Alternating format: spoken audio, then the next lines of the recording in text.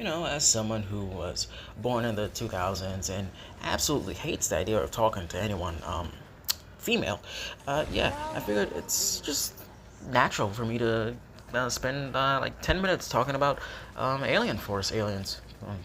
Ben 10 Alien Force. Alien Force. I'm not gonna do that thing where you get like clips of the show and then play them muted in the background because that's exhausting. Anyways, Swamp Fire. Uh, okay, it's okay. It doesn't really look that swampy to me, so I didn't really like feel that close of an attachment to it. The coolest thing about Swamp Fire is that since it was a plant, they just kind of like did some like softcore gore. So like its head would get like blown off and it get like holes through it, and that was like I guess kind of cool. But outside of it, um, I didn't really care because it just felt like a fusion of Wildvine, who was lame, Plant Powers aren't that cool, I'm sorry, and Heat Blast, who had way cooler sound effects for his fire and also like melted more stuff. Okay, up next is humongosaur, and it's really boring because it's just big and hits things, and like you had Diamond Head, who had like projectiles and like cool crystal stuff, and Forearms, who had four arms and was red. Humongosaur gets bigger. Um, well, I can't believe Pokemon ripped off fucking whatever. See how I'm struggling to come up with anything for Humongosaur? Because Humongosaur is lame and overused. Uh, dude, I don't care. Okay, now this guy, he fucks. Echo is so cool. You take the little gray man and then you just like do like a cool like robot spin on it. But it's also just kind of like slightly like paunchy and like organic. So it's like kind of gross and like but I might be thinking more of the Omniverse redesign, but like both versions look great. And then the idea is just so cool. Its name is Echo, and sounds bounce off of each other, and then it clones itself. That's so everything just worked out perfectly. This is peak. All right. Oh, great! It says asshole. Yeah. No, not. Not that guy. His name is Brainstorm, the crab. Um, yeah. Dr. Psychobus is cool. I don't really like Brainstorm though. Like, um, the smart alien thing was already filled by Gray Matter, who also had like the cool gimmick of being like the size of a banana. Um, so when you just make it big and also like decently able to fight, it's just not interesting. What is this Mary Sue shit?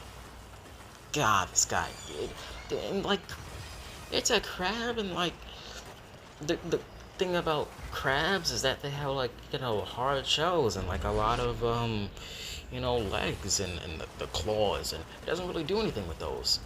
Uh, its most notable thing is that it opens up its head to reveal its brain, and well, that's kind of a cool visual. Um, but it's just 90% of the time you don't see it, so it's just kind of like a big, dumb-looking crab. Oh boy, check this guy out. He's Spider Monkey, but has 6 limbs, so really not like a spider at all. Uh, anyways, I think it had like a role of hand-to-hand combat, but who watches Ben 10 for hand-to-hand combat? So yeah, I'm not really a fan of it. It's blue, which was pretty neat, and I remember liking the voice, and it shot webs out of its tail, which you couldn't really tell from looking at it, so like the effect was kind of lame. Um, yeah, Spider Monkey. Just give me forearms, please. I'd rather go back to forearms. While getting the pictures for this thing, I kind of noticed that a lot of the aliens have like similar chest pieces, and maybe is that like a toy thing or just like a coincidence? I don't know. Anyways, we got Goop, everyone. It's slime.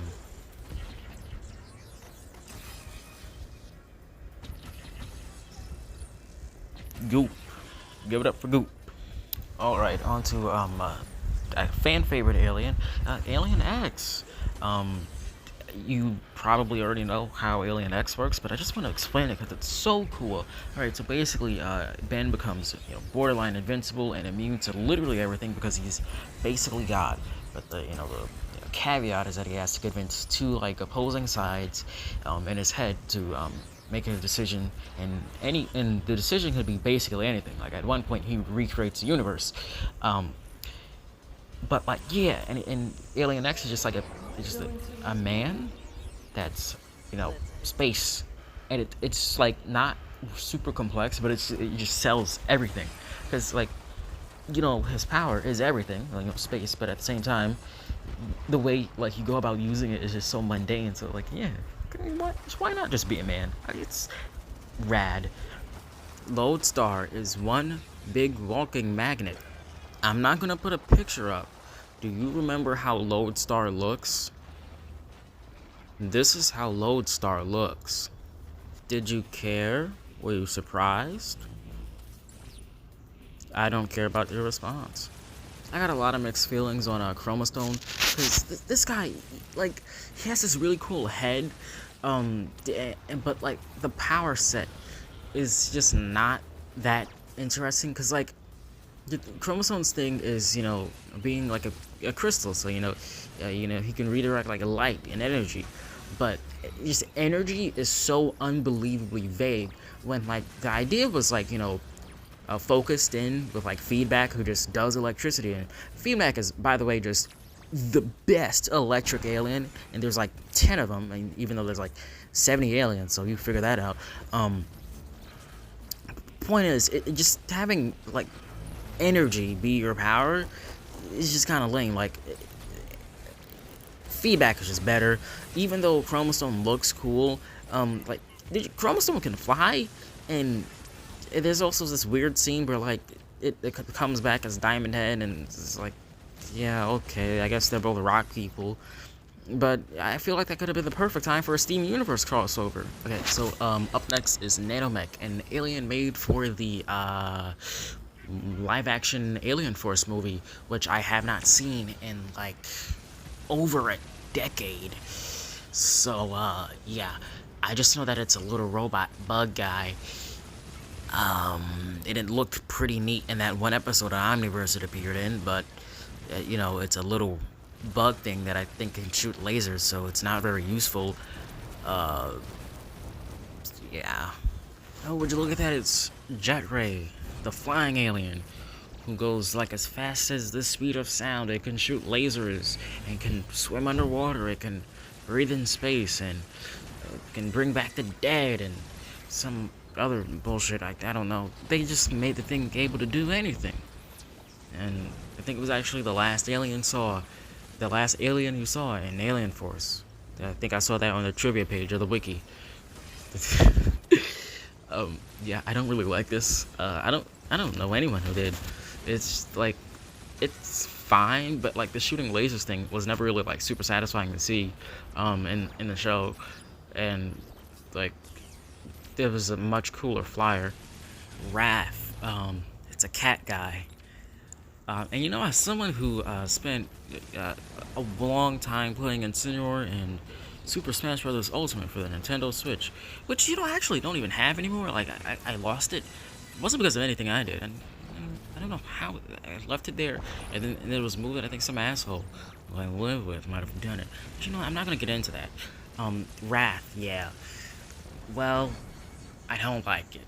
It's another strong alien, and well, its gimmick is that it acts like a wrestler, and it says, I think it talks about itself in the third person, and like, I forget, it's like a gimmick in the way it talks, and I cannot remember it because I never found it funny. It was actually really annoying, and like, ugh, awful, poopy, and it showed up again in Omniverse like multiple times. What the fuck were they thinking? Big Chill is like my second favorite alien from this batch, and it's pretty easy to see why. It's a cool bug man. Like, one thing about Big Chill is that it looks frail, but it's kind of like decently like powerful. Cause like it's a ghost and a bug and like an ice and I mean I don't know if you play Pokemon, but bug and ice are like not good. Well, actually, ice is good, but like it's just that defensive, and I'm not gonna get into it. But yeah, bugs in real life you can step on them and they die. So yeah, Big Chill being like frail and stuff, it just kind of works because like ghosts aren't really things you can see. I mean, ghosts they disappear, and it just all comes together in a really satisfying way. And like even like the wings, like it has like two things on the back that makes it look like antenna, even though like it's bald. And it also like just doesn't have like a mouth; it just has like teeth, so it doesn't really emote. And I just love that. So, like ooh, it's so good. And then it has those like cool like markings that just like on its body. It's just so good. And you know what? It actually looks like it can fly, which they didn't have to do because they could have just did some like bullshit and say that, well, because of its ghost powers, that it just means that like it doesn't need to flap its wings. But you know what? If you made those wings flap, it'd look good because Big Show doesn't look that heavy. It looks like if like Mike Tyson could beat the shit out of like 30 Big Shows, and I had to believe it.